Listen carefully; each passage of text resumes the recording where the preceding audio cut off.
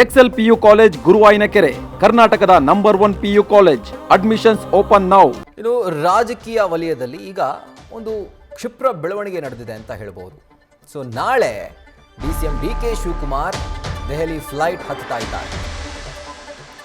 ನಾಳೆ ಬೆಳಗ್ಗೆ DCM DKಶಿ ದೆಹಲಿಗೆ ಪ್ರಯಾಣವನ್ನು ಬೆಳೆಸಲಿದ್ದಾರೆ. ಬೆಳಗ್ಗೆ 9:50ಕ್ಕೆ ಫ್ಲೈಟ್ ಹತ್ತಿ ಅವರು ಡೆಲ್ಲಿ ಕಡೆ ಮುಖ ಮಾಡ್ತಿದ್ದಾರೆ.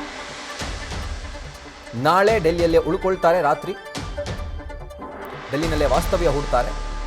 ಬಟ್ ಕಾರಣ ಏನು ಅಂತಂದರೆ, ಅಸ್ಸಾಂ ಚುನಾವಣೆ ಬಗ್ಗೆ ಈಗಾಗಲೇ ಅವರು ಅದರ ಇನ್ಚಾರ್ಜ್ ಆಗಿರೋದ್ರಿಂದ ಅವರು ಸಭೆಯನ್ನು ನಡೆಸಿ ಯಾವ ರೀತಿಯಾಗಿ ತಂತ್ರಗಾರಿಕೆಯನ್ನು ಮಾಡಬೇಕು ಅನ್ನೋದ್ರ ಕುರಿತಾಗಿ ಪ್ರಿಯಾಂಕಾ ಗಾಂಧಿ ಅವರೊಟ್ಟಿಗೆ ಅವರು ಸಭೆ ಮಾಡ್ತಿದ್ದಾರೆ. ಆದರೆ ಅದರ ಜೊತೆಗೆ ರಾಜ್ಯ ರಾಜಕೀಯದ ಬಗ್ಗೆ ಕೂಡ ಚರ್ಚೆ ಆಗಬಹುದು ಅನ್ನುವಂಥ ಒಂದು ನಿರೀಕ್ಷೆ ಇದೆ.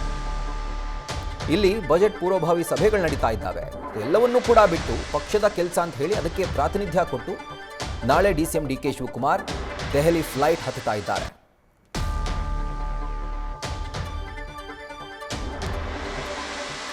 ಸೊ ಅಸ್ಸಾಂ ಚುನಾವಣೆ ಇದೆ, ಆ ಚುನಾವಣೆಯ ಇನ್ಚಾರ್ಜ್ ಆಗಿದ್ದಾರೆ ಪ್ರಿಯಾಂಕಾ ಗಾಂಧಿ ಅವರು ಕೂಡ ಅದರ ಇನ್ಚಾರ್ಜ್ ಆಗಿದ್ದಾರೆ. ಜೊತೆಗೆ DCM DK ಶಿವಕುಮಾರ್ ಕೂಡ ಅಸ್ಸಾಂ ಚುನಾವಣೆಯ ಇನ್ಚಾರ್ಜ್ ಆಗಿ ನೇಮಕಗೊಂಡಿದ್ದಾರೆ. ಇದಕ್ಕೆ ಸಂಬಂಧಪಟ್ಟಂತೆ ಸಭೆ ಇದೆ, ಆ ಸಭೆಗೆ ಅಟೆಂಡ್ ಆಗಲಿಕ್ಕೆ ಇವರು ಹೋಗ್ತಿದ್ದಾರೆ ಅನ್ನುವಂಥ ಮಾಹಿತಿ ಮೇಲ್ನೋಟಕ್ಕೆ ಸಿಗ್ತಾ ಇದೆ. ಆದರೆ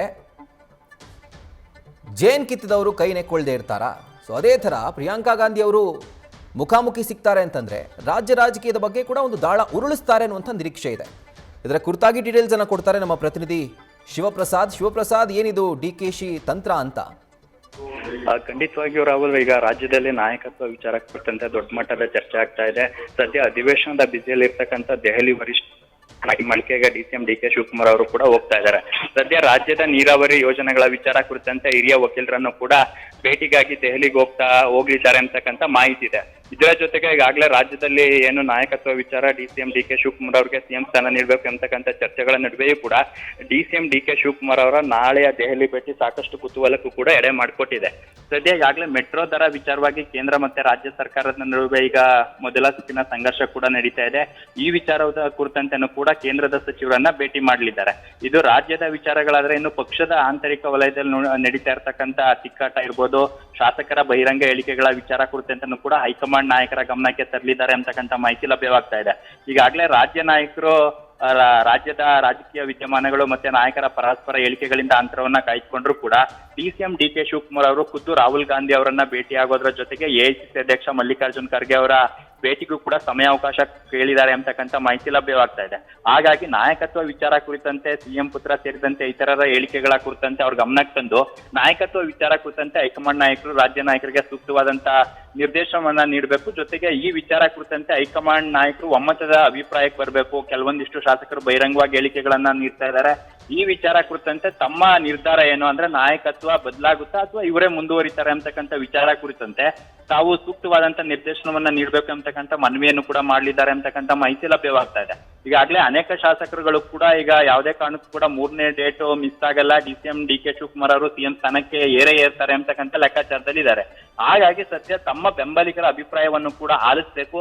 ಈ ವಿಚಾರ ಕುರಿತಂತೆ ತಾವು ಈ ಸಂದರ್ಭದಲ್ಲಿ ಮಧ್ಯಪ್ರವೇಶ ಮಾಡೋದ್ರ ಮುಖಾಂತರ ನಾಯಕತ್ವ ವಿಚಾರ ಕುರಿತಂತೆ ಏನ್ ರಾಜ್ಯದಲ್ಲಿ ಚರ್ಚೆ ನಡೀತಾ ಇದೆ, ಈ ವಿಚಾರ ಕುರಿತಂತೆ ತಾವು ನಿರ್ಧಾರ ಕೈಗೊಳ್ಬೇಕು ಎಂಬತಕ್ಕಂಥ ಬಲವಾದ ಮನವಿಯನ್ನು ಕೂಡ ಮಾಡಲಿದ್ದಾರೆ ಎಂಬತಕ್ಕಂಥ ಮಾಹಿತಿ ಲಭ್ಯವಾಗ್ತಾ ಇದೆ. ಇದೇ ಸಂದರ್ಭದಲ್ಲಿ ಸೋನಿಯಾ ಗಾಂಧಿ ಅವರನ್ನು ಕೂಡ ಭೇಟಿ ಮಾಡಿ ಅಧಿಕಾರ ಹಂಚಿಕೆ ಸೂತ್ರದ ವಿಚಾರ ಕುರಿತಂತೆ ಏನ್ ಹಿಂದೆ ಆಗಿತ್ತು ಆ ವಿಚಾರವನ್ನು ಕೂಡ ಅವರ ಗಮನಕ್ಕೆ ತಂದು ಈ ವಿಚಾರ ಕುರಿತಂತೆ ಮನವರಿಕೆ ಮಾಡಲಿದ್ದಾರೆ ಎಂಬತಕ್ಕಂಥ ಮಾಹಿತಿ ಲಭ್ಯವಾಗ್ತಾ ಇದೆ. ಆರಂಭದಿಂದಲೂ ಕೂಡ ಅಂದ್ರೆ ಅಧಿವೇಶನ ಅಂತ್ಯವಾದ ಆರಂಭದಿಂದಲೂ ಕೂಡ ನಾಯಕತ್ವ ವಿಚಾರ ಕುರಿತಂತೆ ಚರ್ಚೆ ಆಗ್ತು. CM ಮತ್ತೆ DCM ಅವರಿಬ್ರು ಕೂಡ ದೆಹಲಿಗೆ ಹೋಗ್ತಕ್ಕಂಥ ವಿಚಾರ ಕುರಿತಂತೆ ಚರ್ಚೆ ಆಯ್ತು. ಹಾಗಾಗಿ CM DCM DK ಶಿವಕುಮಾರ್ ಅವರ ನಾಳಿನ ದೆಹಲಿ ಭೇಟಿ ಸಾಕಷ್ಟು ಕುತೂಹಲಕ್ಕೂ ಕೂಡ ಎಡೆ ಮಾಡಿಕೊಟ್ಟಿರ್ತಕ್ಕಂಥದ್ದು Rahul. Right Shivaprasad, thank you ಡೀಟೇಲ್ಸ್ಗೆ.